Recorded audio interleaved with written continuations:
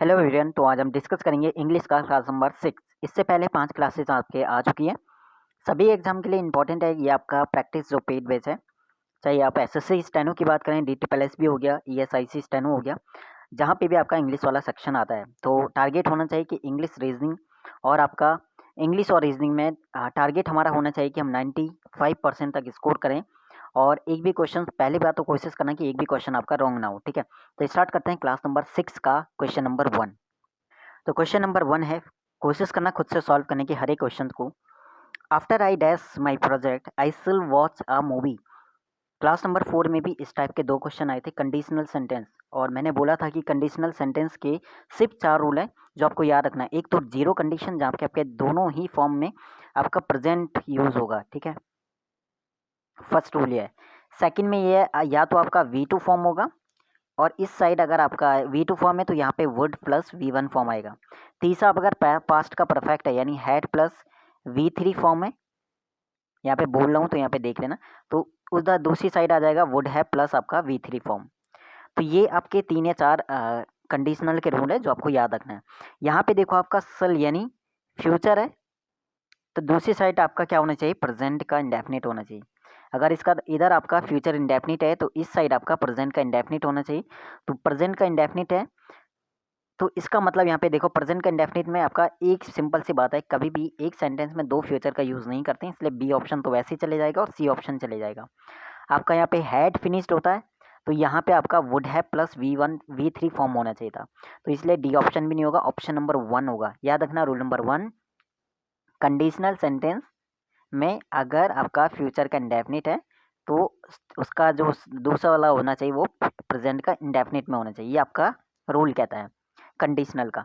तो कंडीशनल वाला इंपॉर्टेंट है, मैंने करवाया भी है कंडीशनल चैप्टर वाला, जिसमें 4 रूल है जो मैंने करा भी रखा है। तो प्लेलिस्ट में आप देखोगे इंग्लिश वाला, और प्रैक्टिस वीडियो में भी आप देखोगे तो काफ़ी बार ये आपका आएगा। तो नोट कर लेना रूल नंबर 1। तो यहाँ पे फिनिश इसका राइट हो जाएगा, फर्स्ट का ए ऑप्शन। सेकंड यहाँ पे है सिनोनिम बताना है नैटिक का। ठीक है, नैटिक का मतलब क्या होता है, एकदम साफ सुथरा क्लीन। ठीक है, अब यहाँ पे देखो इसका सिनोनिम बात करें तो सिनोनिम क्या हो जाएगा, इसका सिनोनिम हो जाएगा इसका डी ऑप्शन। ठीक है, डी ऑप्शन यानी डैपर इसका राइट हो जाएगा। ठीक है, डैपर। बाकी 3 का मीनिंग क्या होता है, गाउडी का मतलब एकदम भड़कीला टाइप का, जो अनप्लीजेंटली ब्राइट इन कलर आप यूज कह सकते हो गाउडी के लिए। बी वर्ल्डर मतलब होता है आउट, बी वर्ल्डर का यूज हम कह सकते हैं किसी को एकदम कंफ्यूज कर देना। ठीक है, टू कंफ्यूज समवन। ठीक है, थर्ड आपका है ऑफुल। ऑफुल का मीनिंग क्या होता है, ऑफुल मतलब होता है कि अनप्लीजेंट आपके लिए, एक्सट्रीमली बैड भी आप कह सकते हो या अनप्लीजेंट। तो यहाँ पे नेटी का होता है एकदम साफ सुथरा क्लीन, तो डैपर इसका राइट हो जाएगा, फोर्थ वाला ऑप्शन। अगला है to destroy completely. To destroy completely, तो उसे क्या करेंगे, ये वन वर्ड है। देखो वन वर्ड आपका डीटीपीएलएसपी वाले एग्जाम में आता है, वन वर्ड आता है, उसमें आपका करेक्ट इनकरेक्ट वाला आता है कि चारों में से आपको इनकरेक्ट बताना होता है। तो ये क्वेश्चंस आते हैं तो कहीं ना कहीं ये हमें करना पड़ेगा। और CHSL CGL MTS इनमें भी ये पूछा जाता है। तो टू डिस्ट्रॉय कंप्लीटली का मत यहाँ पे क्या है, आंसर होगा एनिलेट करना। एनिलेट का मतलब होता है पूरी तरह समाप्त कर देना। ठीक है, पूरी तरह से। बाकी का मीनिंग अगर बात करें, फर्स्ट वाला चाइल्ड का मतलब होता है किसी को डांटना। स्कॉल्ड इसका सिनोनिम कह सकते हैं, स्कॉल्ड करके आया हुआ है, रिब्यूक करके आया हुआ है, रिब्यूक REBUK, जिसका मतलब होता है डांटना फटकारना। डाउडल मतलब क्या होता है,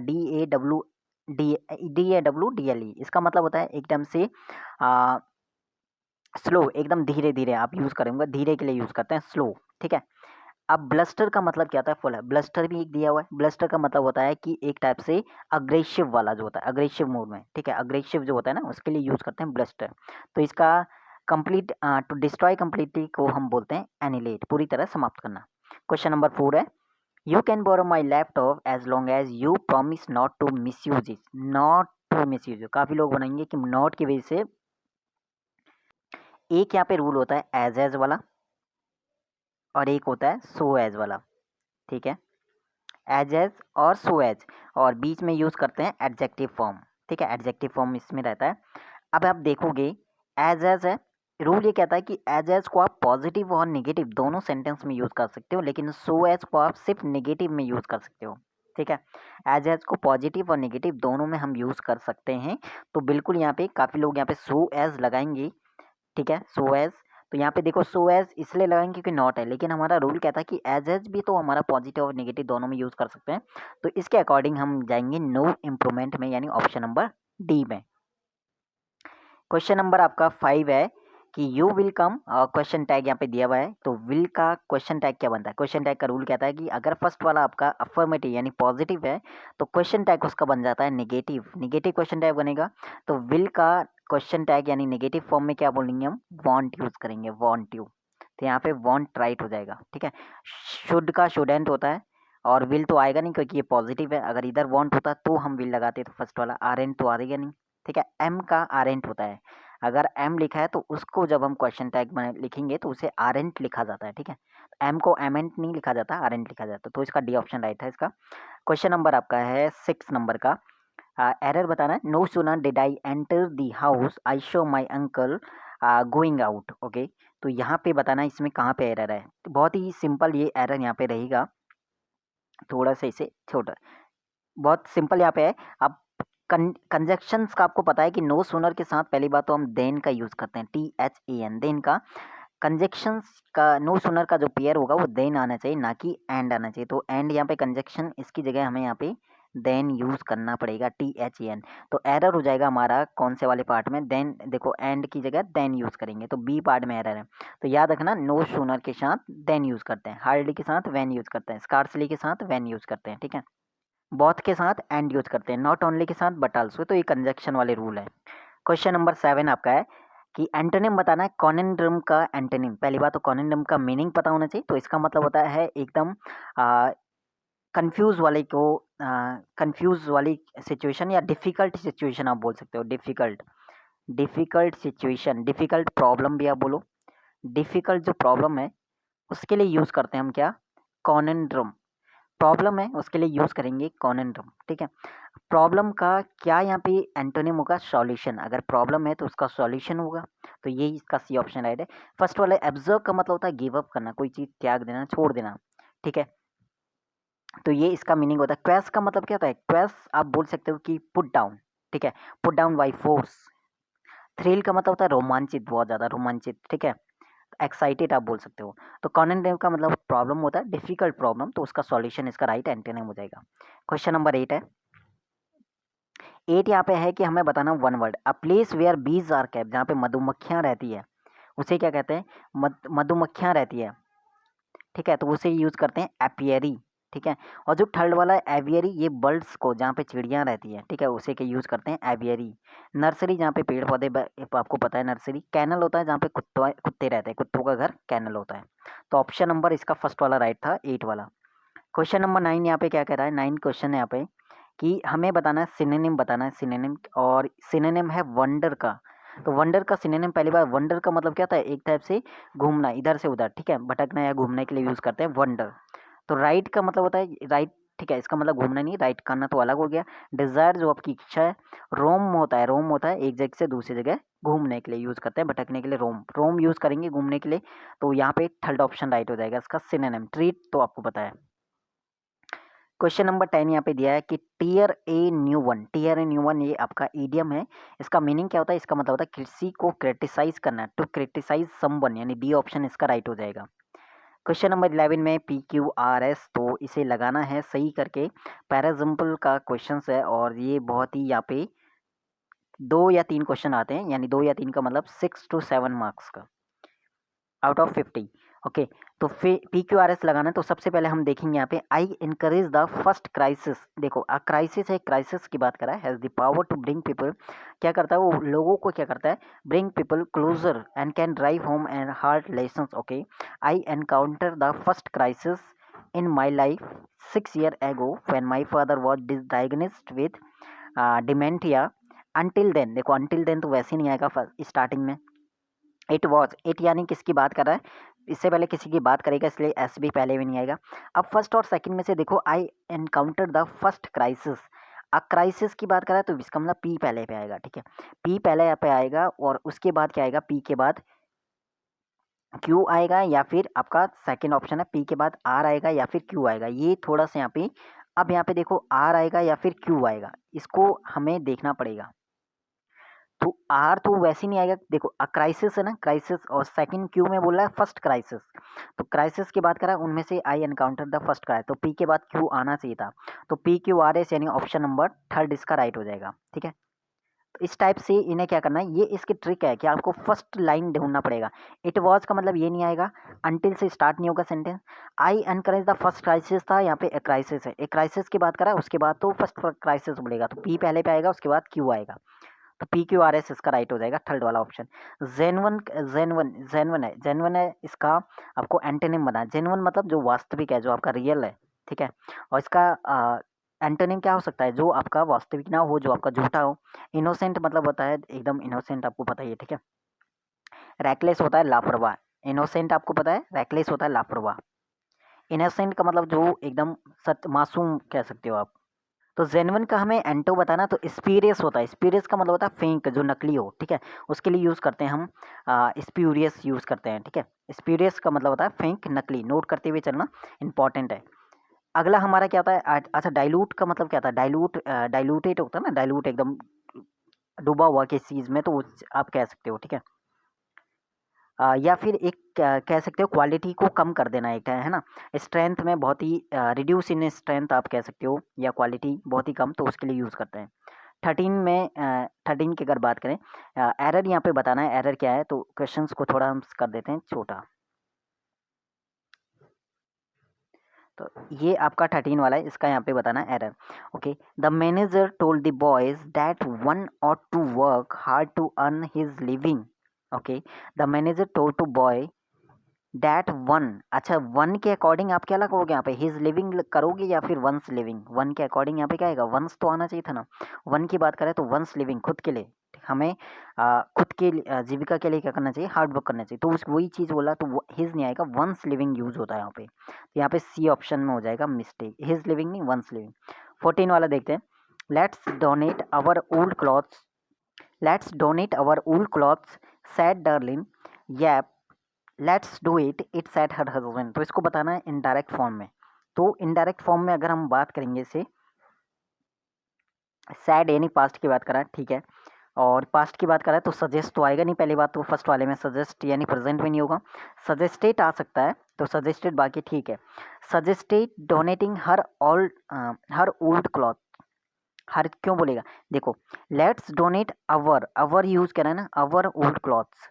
ठीक है, उसके बाद क्या कह रहा है, यस लेट्स डू इट, ठीक है, तो दोनों अपने जो ओल्ड क्लॉथ है उन्हें वो क्या कर रहे हैं, डोनेट की बात है, खाली हर नहीं कर रहा है, वो दोनों कर रहे हैं, तो हर तो आएगा नहीं यहाँ पे, देयर यूज करते हैं, देयर ओल्ड क्लॉथ्स, तो darling suggested donating their old clothes and her husband agree, agree आएगा या फिर डिसएग्री आएगा, ये थोड़ा क्वेश्चन है, एग्री या डिसएग्री, एग्री तो वो एग्री हुआ ना, yup yup, let's do it का मतलब क्या है कि वो एग्री है, तो एग्री यहाँ पे होगा ना कि डिसएग्री, तो ऑप्शन नंबर डी यहाँ पे राइट था इसका। क्वेश्चन नंबर 15 में क्या कहता है, 15 क्वेश्चन है यहाँ पे कि करेक्टली स्पेल्ट वर्ड बताना, जो कि आपका डी प्लस वाला एग्जाम में पूछता है, correctly spelt word. Question number 15 में सीनरी क्या सही लिखा हुआ है, सीनरी गलत, सीनरी, ग्रेनरी या ल्यूमिनरी या विजनरी, कौन सा बताना है कि आपका सही लिखा है, तो सीनरी में NERY होता है, ग्रेनरी में GRANERY होता है पहली बात, तो ल्यूमिनरी भी गलत लिखा है, तो विजनरी यहाँ पे सही लिखा है, विजनरी यहाँ पे एकदम ठीक लिखा है, बाकी आपकी गलत हो जाएंगे। ग्रेनरी GRANERY होता है, ठीक है, ल्यूमिनरी LUMINARY होता है, और सीनरी SCENERY होता है, तो यहाँ पे ऑप्शन नंबर थर्ड या विजनरी सही लिखा हुआ था। अब बात करते हैं यहाँ पे ऑप्शन नंबर, यहाँ पे क्वेश्चन नंबर 16 की बात करते हैं। अच्छा, ग्रेनरी का मतलब जहाँ पे अनाज वनाज रखा जाता है, गोदाम। लुमरी का मतलब होता है कि अ पर्सन यूज़ करते हैं, a person who inspire other, जो दूसरों को इंस्पायर करता है उसके लिए यूज़ करते हैं, और विजनरी मतलब काल्पनिक आप कह सकते हो, विजन। मेक अमेंड्स फॉर का मतलब क्या होता है, क्षतिपूर्ति करना, मेक मतलब जो भी नुकसान हो उसकी भरपाई करना, उसके लिए यूज़ करते हैं मेक अमेंड्स फॉर, तो वहाँ पे यूज़ होता है कंपनसेट, कंपनसेट का मतलब होता है क्षतिपूर्ति करना यानी भरपाई करना। क्वेश्चन नंबर 17 यहाँ पे है, PQRS पैराजम्पल का क्वेश्चन है, और इससे पहले वाला जैसे हमने किया था सेम इसी टाइप से ये भी करना पड़ेगा ट्रिक के साथ, यानी हमें पहले देखना है कि पहला सब्जेक्ट में फॉर्म में कौन सा आपका आ सकता है? द मेडिकी बैंक वॉज आ सकता है। एस्टिमेटिंग देयर व्हेन, देयर आएगा, देयर आर का मतलब इससे पहले किसी की वो बात करेगा तो क्यों तो आपका फर्स्ट में नहीं आ सकता। देयर आर बोल रहा है तो यहाँ पे भी आपका आर नहीं आएगा, और इट वॉज का मतलब यहाँ पे भी आपका स्टार्टिंग में है तो स्टार्टिंग में पी आएगा, और पी यहाँ पे दिया है ऑप्शन नंबर 1 में ही। तो बस इतना सा ट्रिक लगाना था, पी को ढूंढना था हमें, पहले नंबर पे पी था तो बस बाकी हो जाएगा। अगला यहाँ पे है अंडरलाइन पार्ट में इम्प्रूव करना है। क्वेश्चन नंबर 18 आपका दिया है कि his access to the throne was a turning point in our history. तो एक्सेस आएगा या एक्विजन आएगा? एक्विजन का मतलब प्राप्त करना, थ्रोन को प्राप्त नहीं करेगा, वहां तक उसे पहुंचना है, ठीक है। तो एक्यूजन का मतलब होता है प्राप्त करना। एक्सेप्टेंट का मतलब कोई चीज़ आपने दिया है उसे प्राप्त करना, तो यहाँ पे भी नहीं है एक्सेप्टेंट। एक्सेसन का मतलब होता है पहुंच, यानी जो थ्रोन है, एक्सेसन टू दी थ्रोन, ये बिल्कुल सही है। तो यहाँ पे आपका थर्ड वाला ऑप्शन बिल्कुल मोस्ट सुटेबल आप कह सकते हो बाकी चार ऑप्शंस में, ठीक है। एक्सेसन का मतलब होता है किसी रैंक तक, ये किसी रैंक या पावर पे पहुंचना एक टाइप से। तो accession to the throne, throne यहाँ पे बता रहा है कि एक रैंक को या पावर को। एक्सेस का मतलब होता है एक पहुंच, एक रास्ता, आप वे ऑफ एंटरिंग आप यूज करोगे एक्सेस के लिए, तो एक्सेस इसलिए नहीं आएगा। तो ऑप्शन नंबर थर्ड यहाँ पे राइट हो जाएगा। 19 क्वेश्चन है यहाँ पे, गार्डली की स्पेलिंग गलत देखिए, NIGGARDLY होता है। एमिनेंट की स्पेलिंग गलत है, एमिनेंट मतलब होता है फेमस, निगार्डी मतलब होता है कंजूस, निगार्डी मतलब होता है कंजूस, एमिनेंट का मतलब होता है जो फेमस हो, ठीक है। मैग्निफिसेंट होता है शानदार, और मैग्निफिसेंट की स्पेलिंग ठीक है यहाँ पे, मैग्निफिसेंट की स्पेलिंग यहाँ पे ठीक लिखी हुई है। और न्यूसेंस का मतलब होता है एकदम बचकाना, NUISENCE होता है न्यूसेंस, ठीक है। तो मीनिंग भी मैंने बता दिया, बाकी तीन के क्या यहाँ पे मीनिंग है और स्पेलिंग क्या यहाँ पे मिस्टेक उनकी स्पेलिंग में है। क्वेश्चन नंबर 20 यहाँ पे 20 क्वेश्चन आपका है कि आपका एक्टिव ऐसे बताना है। The news of the success of a poor student in the IAS exam ने flabbergasted him, flabbergasted का मतलब पास्ट का इंडेफिनिट है, तो पास्ट का इंडेफिनिट है तो पैसिव जब इसका बनाएंगे तो क्या लगाएंगे हम, वॉज यूज़ करेंगे उसके लिए। तो वॉज देखना है बस किस में है, फर्स्ट वाले में हैज़ बीन है गलत है, सेकंड वाले में इज़ है गलत है, थर्ड वाले में हैड बीन है गलत है, फोर्थ वाला इसका सही है, ही वॉज फ्लेवर गेस्टेड। अब हमारे लास्ट के फाज आ जाएंगे हमारे क्लोज टेस्ट। क्लोज टेस्ट है ऑक्शन, ऑक्शंस का मतलब नीलामी, auctions are public of goods, goods का मतलब जो सामान होता है, कंडक्ट किया जाता है बाई एंड डैक्स ऑक्शनियर के द्वारा। ही इंक्रीज वह इंक्रीज करता है बायर्स को टू डैश, क्या करने के लिए, हायर प्राइस, यानी ऊंची जो प्राइस है बोली है, ऊंची जो प्राइस है, हायर प्राइस मतलब बहुत ज़्यादा प्राइस। एंड फाइनली क्या करता है, नेम्स यानी नाम क्या करता है, बीडर, बीडर मतलब बोली लगाने वाले की, as the buyer of the goods, जो उसका गुड्स का बायर बनेगा, ठीक है। दिस इज कॉल्ड, इसे क्या कहते हैं, knocking down the goods. For when the bidding ends in the, जब बीडिंग जो नीलामी है वो खत्म होती है, in the ends the auctioneer क्या करता है, अ स्मॉल हैमर, एक छोटा सा हैमर होता है ऑन टेबल पे, इन फ्रंट, उनके सामने क्या करता है वो चीज़ बताना है। तो फर्स्ट में ऑक्शंस आर पब्लिक गुड्स का क्या होता है, वहाँ पे सीलिंग होती है ना, गुड्स की सीलिंग होती है तो सील आ जाएगा फर्स्ट वाले में। कंडक्ट किया जाता है बाई एन ऑक्शनियर, ऑक्शनियर होगा लेकिन उसे क्या होगा, अप्रूव्ड होगा, उसे एकदम से मंजूरी वहाँ पे होगी, या अप्रूव्ड होता है ना, अप्रूव्ड यहाँ पे मिला होगा उसे, तभी तो ऑक्शंस करेगा वो, तो बाई एन अप्रूव्ड ऑक्शनियर, तो यहाँ पे अप्रूव्ड आना चाहिए था। ही एनकरेज, जो इनकरेज करता है बायर्स को टू, क्या करने के लिए, बोली लगाने के लिए, टू बिड यानी बोली लगाने के लिए, क्या, हायर प्राइसेस के लिए।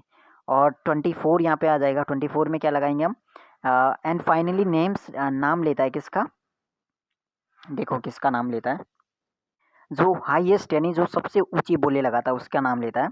और जो वो जो हैमर होता है स्मॉल, उससे जब वो लास्ट में जब वो मारता है तो उसको क्या कहते हैं, उसको कहते हैं बैंग, बैंग कहते हैं, यानी बहुत तेज एकदम से मारना, तो उसके लिए यूज़ करते हैं बैंग। बाकी थ्रैश का मतलब क्या होता है, थ्रैश का मतलब होता है किसी के टू हिट अ पर्सन या फिर एनिमल, किसी को एकदम हिट कर देना। स्मैश का मतलब होता है कि स्मॉल पीसेस में उसे तोड़ना, बाकी हिट्स तो आपको पता है। तो बैंग्स यूज़ करते हैं जहाँ पे वो लास्ट में छोटे से स्मॉल हैमर से बहुत तेज़ी से करता है एंड में, लास्ट में। तो ये था हमारा क्लास नंबर 5, जहाँ पे हमने 25 क्वेश्चंस को डिस्कस किया, क्लास नंबर 6 सॉरी।